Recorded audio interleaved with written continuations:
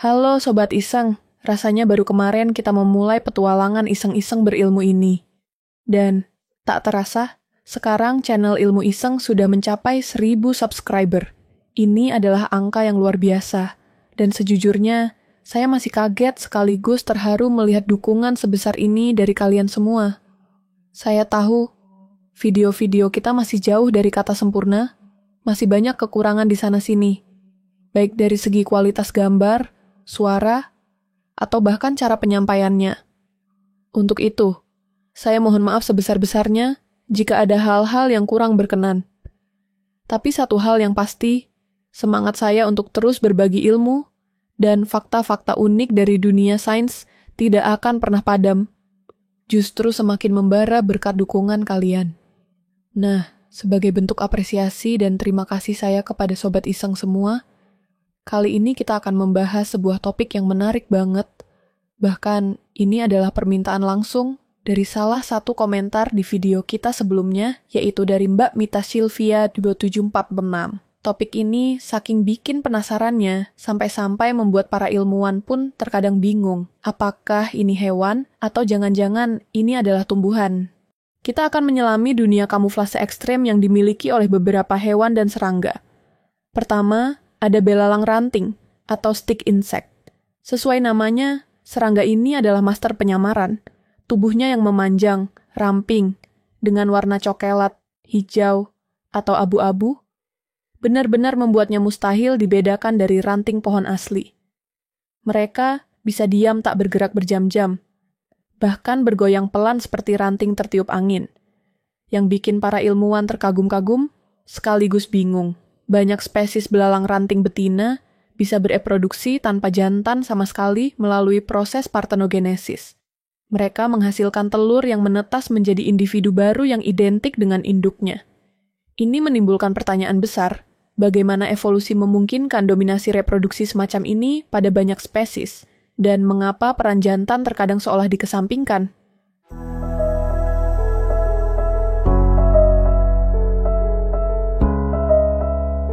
Selanjutnya, ada serangga daun atau leaf insect. Bentuk tubuhnya pipih, lebar, lengkap dengan guratan yang mirip urat daun. Bahkan, ada yang memiliki detail seperti bekas gigitan serangga di tepiannya.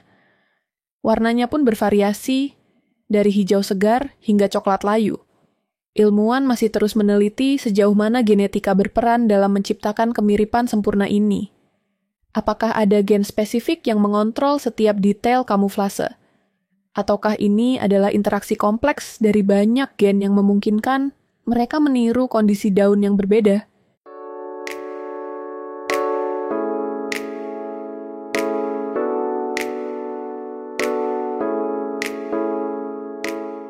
Tak kalah menakjubkan, kita punya kupu-kupu daun mati. Ketika sayapnya tertutup, kupu-kupu ini benar-benar menjelma menjadi daun kering yang jatuh ke tanah, lengkap dengan bentuk, warna, dan pola urat di bagian bawah sayapnya. Namun, begitu sayapnya terbuka, warna-warna cerah dan mencolok langsung terpampang. Yang membuat ilmuwan bingung adalah bagaimana otak kupu-kupu ini bisa dengan mulus beralih antara dua identitas yang sangat berbeda ini.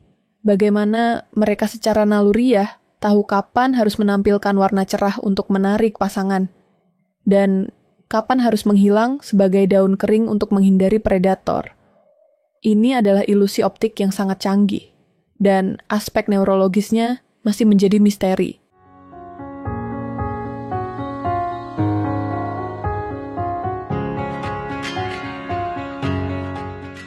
Lalu, ada belalang sembah anggrek.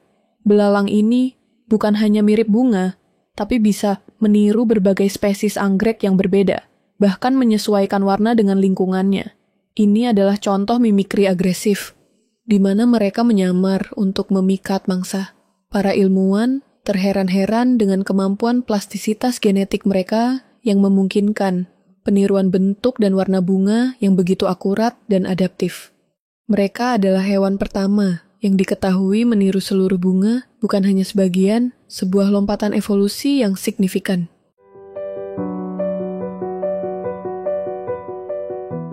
Kemudian, mari kita lihat tokek setan ekor daun. Hewan endemik Madagaskar ini memiliki ekor yang bentuknya sangat mirip daun kering, dan tubuhnya pun bertekstur seperti kulit kayu atau lumut. Namun, yang paling gila adalah kemampuan mereka untuk meratakan tubuhnya ke batang pohon, sehingga bayangannya hampir tidak terlihat. Ini adalah detail kamuflase yang sangat cerdas. Bagaimana mekanisme saraf dan otot mereka bekerja untuk secara insting menekan tubuh sedemikian rupa demi mengurangi bayangan?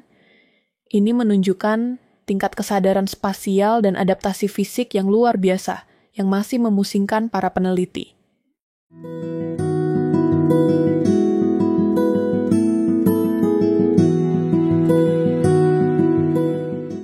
Terakhir, ada burung poto. Burung nokturnal ini memiliki bulu berwarna persis kulit pohon. Dan di siang hari, mereka diam bertengger di batang pohon, nyaris tak terlihat. Yang membuat ilmuwan takjub adalah bagaimana mereka bisa tetap melihat sekelilingnya, meskipun matanya tertutup rapat saat berkamuflase. Mereka memiliki celah tipis di kelopak mata bagian atas yang memungkinkan mereka memantau lingkungan tanpa harus membuka mata sepenuhnya. Bagaimana struktur mata mereka berevolusi untuk memungkinkan penglihatan parsial yang efektif ini masih menjadi misteri yang menarik.